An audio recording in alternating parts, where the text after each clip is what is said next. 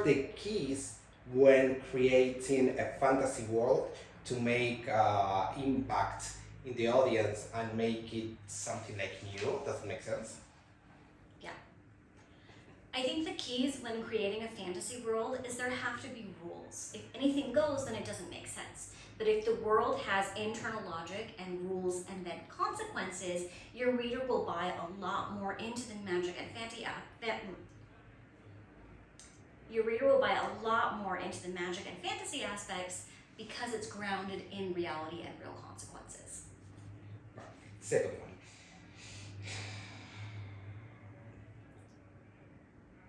It's basically the same one. ¿Qué aspecto a tu juicio es imprescindible? Okay, never mind. What aspect, according to you, is like mandatory when creating a world? When I'm creating a world, the one thing that I have to know is what matters the most to my main characters, because when I know what matters the most to them, I'm going to create a world that both reflects what matters to them most and challenges them. So for me, world building is more about character than it is about anything else. And if you ground your world in what matters to your characters, it's going to be better.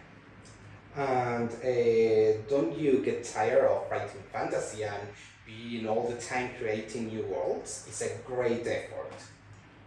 It can be really hard to write fantasy and create new worlds. One of my favorite things to do is actually to do retellings, because that way you're building on a foundation that already exists, so you get to do a lot less work. It's the lazy version of writing fantasy.